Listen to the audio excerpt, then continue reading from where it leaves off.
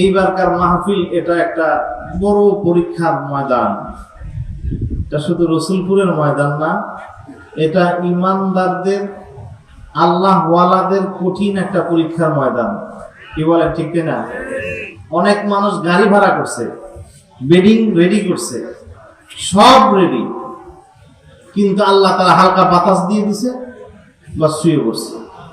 কিন্তু এমন কিছু পাগল বান্দা আছে যারা সতর ভঙ্গ হয়ে দৌড়াইতে দৌড়াইতে ময়দানে হাজির হয়ে গেছে। আমার দিলে সাক্ষ্য দেয়, এই মানুষগুলা ফিরা নেসারি জান্নাতে যাইতে পারে না। কি কথা বলেন, ঠিক কি না? ও আমার মুহাব্বতের ভাইরা, মুহাব্বতের বাবাজিরা, যে যারে ভালোবাসে সে তারে ছাড়া ভালো লাগে না।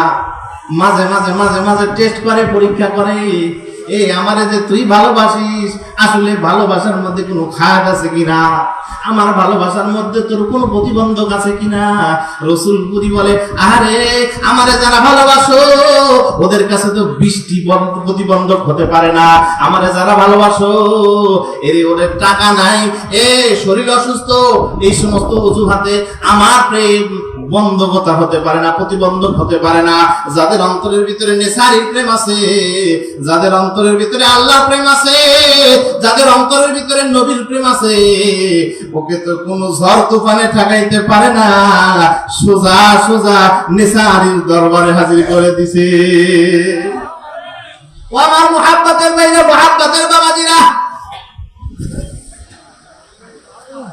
এখন পর্যন্ত রসুলপুরের ময়দান এটা পরীক্ষার ময়দান হয়ে আছে। রাতের বেলায় তাকায় দেখলাম কি সুন্দর ঠান্ডা হাওয়া, এখন আবার ফাটা রোদ। এই রোদের মধ্যেও যে বান্দাগুলি বসে বসে কয়, আয় নেসারি আয়, একটু দেখা করে যা না। তোর কবরের কাছে এসে বসে থাকলাম, তোর কবরের কাছে এসে বসে থাকলাম, একটা বার স্বপ্নে, একটা বার করে কাবার ভিতরে সাক্ষাৎ দিলে না। ও আমার কলিজার টুকরা ভাইরা, যাদের কলব পাক, পাক কলব নিয়ে নেসারির সেন্টারে কল দিলে ডাইরেক্ট কথা শুরু হয়ে যায়। আল্লাহু আকবার, জোরে আল্লাহু আকবার বলেন, আল্লাহু আকবার। ও আমার মুহাব্বতের ভাইরা, মুহাব্বতের বাবাজিরা, শুধু নেসারি নয়, অনেকের ভিতরে মাথার ভিতরে কিট কিট কিট কিট করে কামড়ায়। কারণ নেসারি কথা কয়, মরা নেসারি কেমনে কথা কয়? পাগল, শুধু নেসারি কথা বলে না। নেসারি যাদের সোহবত নিয়া, নেসারি যাদের হাত ধরে, ওই যে নেসারি রসুলপুরের ময়দানটা বানাইছে, সাজাইছে, ওই মানুষগুলোর সাথে লাইন লাগায় দেখো না, ওই মানুষগুলোর কথা কয় আল্লাহু আকবার। জোরে বলেন আল্লাহু আকবার। ও আমার মুহাব্বতের ভাইরা, আমার শাইখ আল্লামা রসুলপুরি রাহমাতুল্লাহি আলাইহি বুঝায়া দেয়, সব কথা তো বলা যায় না। বলে, আমি না মদিনায় যাইয়া নবীর সাথে কথা কইছি, আমি যখন মারা যাব তোরা আমার সাথে কথা কবি। আল্লাহু আকবার। ও আমার মুহাব্বতের ভাই, এখনো কিন্তু ওই নেসারির রশি এই জমিনের মধ্যে বিদ্যমান। আমার আপনার সাহেব, বর্তমান সাহেব, আরে শরীফ মাসুম বিল্লাহ নেসারি, এই নিসবতটা, এই রশিটা যদি শক্ত করে ধরা যায়, তাহলে বর্তমান মাগরিবের সময় যে আগুনটা ধরছে, ওই আগুন তোমারও ধরবে, ওই আগুন আমারও ধরবে, ওই আগুন নিভানো কোন আগুন না, বলে কোন ঠিক কিনা?